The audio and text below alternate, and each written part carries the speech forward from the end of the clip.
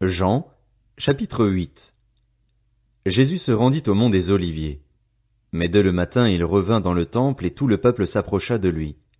Il s'assit et se mit à les enseigner.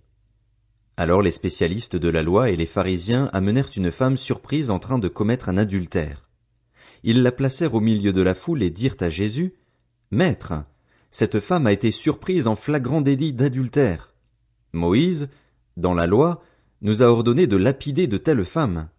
Et toi, que dis-tu » Il disait cela pour lui tendre un piège, afin de pouvoir l'accuser. Mais Jésus se baissa et se mit à écrire avec le doigt sur le sol. Comme il continuait à l'interroger, il se redressa et leur dit, « Que celui d'entre vous qui est sans péché jette le premier la pierre contre elle. » Puis il se baissa de nouveau et se remit à écrire sur le sol.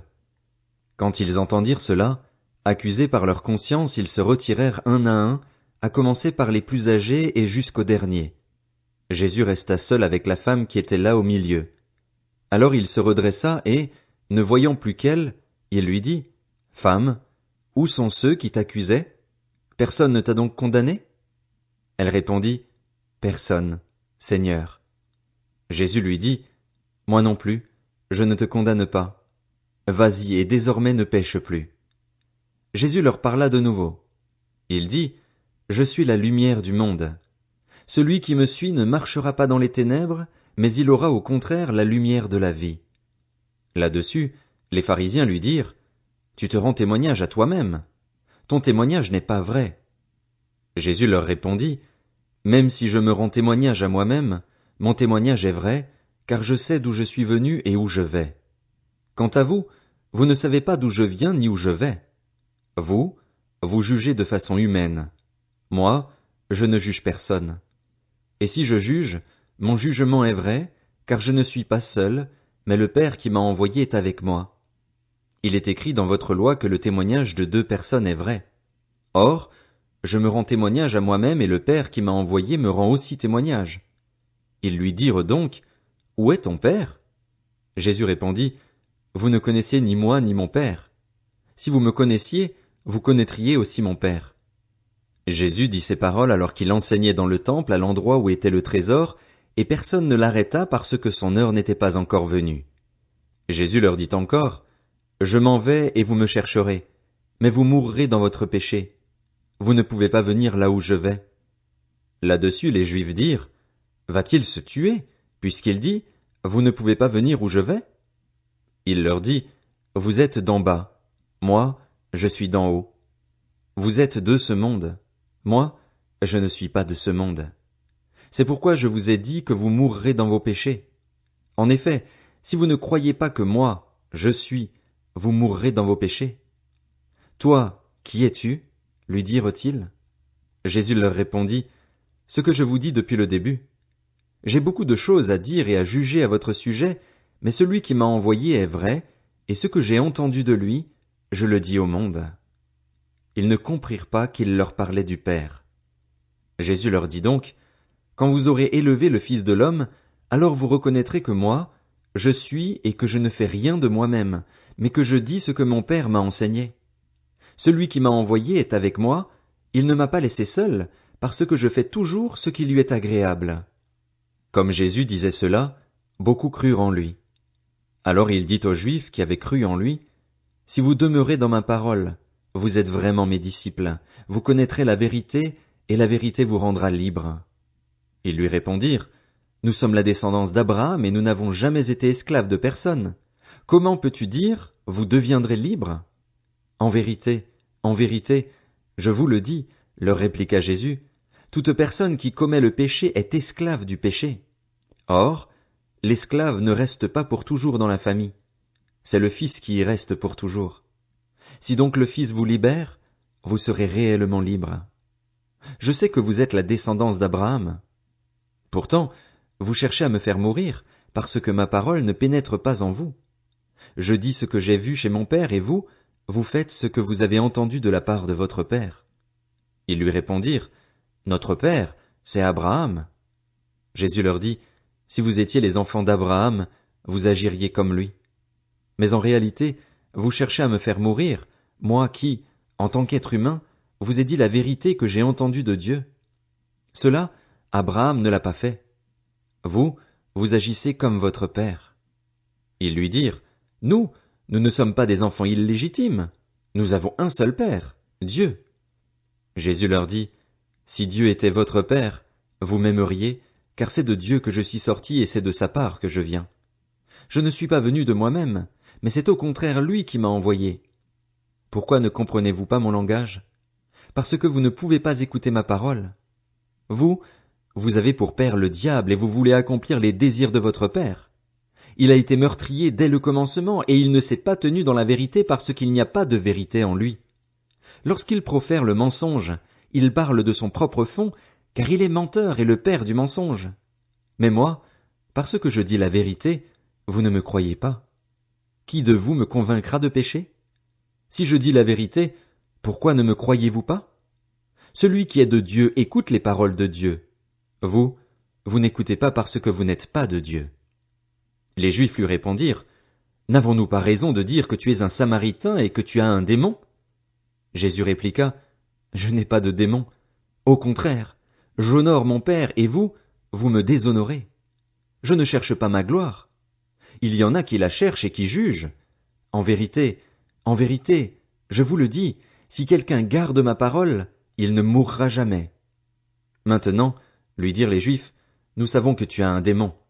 Abraham est mort, les prophètes aussi, et toi, tu dis, si quelqu'un garde ma parole, il ne mourra jamais. Serais-tu plus grand que notre père Abraham, qui est mort? Les prophètes aussi sont morts. Pour qui te prends-tu donc? » Jésus répondit, « Si je me rends gloire à moi-même, ma gloire ne vaut rien. Cependant, c'est mon Père qui me rend gloire, lui que vous présentez comme votre Dieu alors que vous ne le connaissez pas. Moi, je le connais. Et si je disais que je ne le connais pas, je serais comme vous, un menteur. Mais je le connais et je garde sa parole. Votre ancêtre Abraham a été rempli de joie à la pensée de voir mon jour.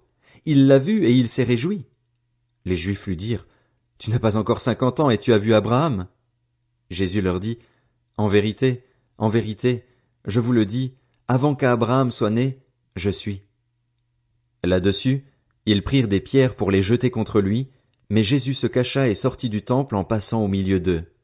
C'est ainsi qu'il s'en alla. Jean, chapitre 9. Jésus vit, en passant, un homme aveugle de naissance. Ses disciples lui posèrent cette question, « Maître, qui a péché, cet homme ou ses parents, pour qu'il soit né aveugle? » Jésus répondit, « Ce n'est pas que lui ou ses parents aient péché, mais c'est afin que les œuvres de Dieu soient révélées en lui. Il faut que je fasse, tant qu'il fait jour, les œuvres de celui qui m'a envoyé. La nuit vient, où personne ne peut travailler.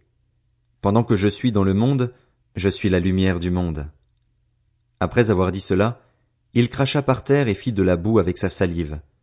Puis il appliqua cette boue sur les yeux de l'aveugle et lui dit, « Va te laver au bassin de Siloé. » Nom qui signifie envoyé. Il y alla donc, se lava et revint voyant clair. Ses voisins et ceux qui l'avaient vu mendier auparavant disaient, « N'est-ce pas celui qui se tenait assis et qui mendiait? » Les uns disaient, « C'est lui. » D'autres disaient, « Non, mais il lui ressemble. » Mais lui affirmait, « C'est bien moi. » Ils lui dirent donc, « Comment donc tes yeux ont-ils été ouverts? » Il répondit, « L'homme qu'on appelle Jésus a fait de la boue, l'a appliqué sur mes yeux et m'a dit, « Va au bassin de Siloé et lave-toi. » J'y suis donc allé, je me suis lavé et j'ai pu voir. Ils lui dirent, « Où est cet homme? » Il répondit, « Je ne sais pas. » Ils menèrent vers les pharisiens l'homme qui avait été aveugle. Or, c'était un jour de sabbat que Jésus avait fait de la boue et lui avait ouvert les yeux. À leur tour, les pharisiens lui demandèrent comment il avait pu voir.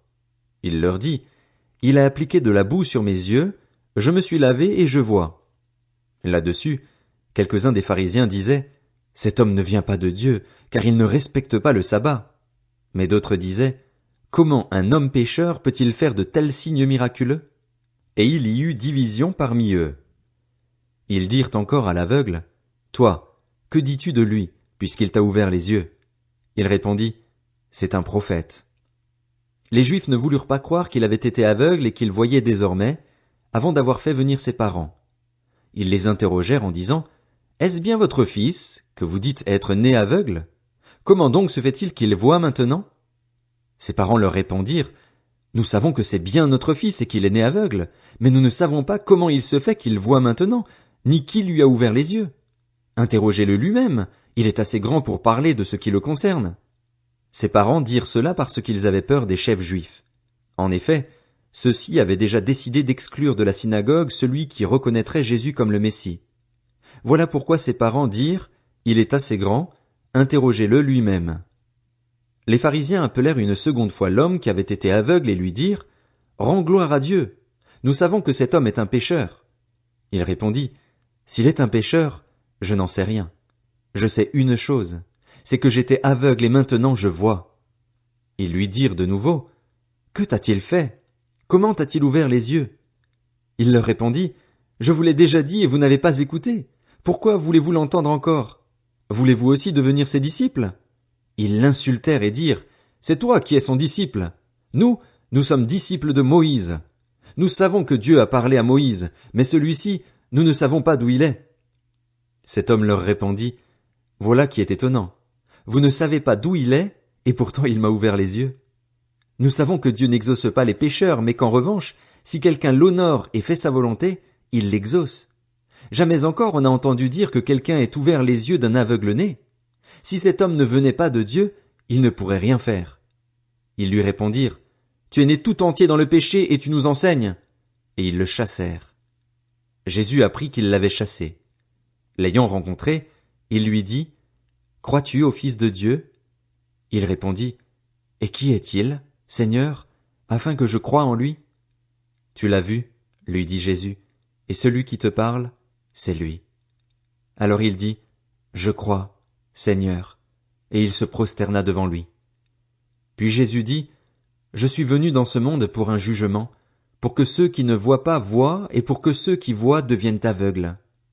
Quelques pharisiens qui étaient avec lui entendirent ces paroles et lui dirent, Nous aussi, sommes-nous aveugles? Jésus leur répondit, Si vous étiez aveugles, vous n'auriez pas de péché. Mais en réalité, vous dites, Nous voyons. Ainsi donc, votre péché reste. Jean, chapitre 10. En vérité, je vous le dis, celui qui n'entre pas dans l'enclos des brebis par la porte mais s'y introduit par un autre endroit est un voleur et un brigand. Mais celui qui entre par la porte est le berger des brebis. Le gardien lui ouvre et les brebis écoutent sa voix. Il appelle par leur nom les brebis qui lui appartiennent et il les conduit dehors. Lorsqu'il les a toutes fait sortir, il marche devant elles et les brebis le suivent, parce qu'elles connaissent sa voix. Elles ne suivront pas un étranger, mais elles fuiront au contraire loin de lui, parce qu'elles ne connaissent pas la voix des étrangers. Jésus leur dit cette parabole, mais ils ne comprirent pas de quoi il leur parlait.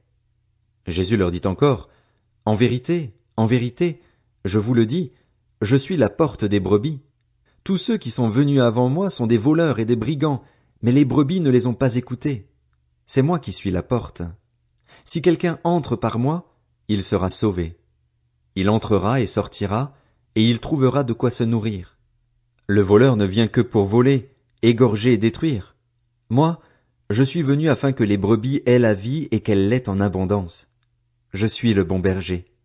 Le bon berger donne sa vie pour ses brebis.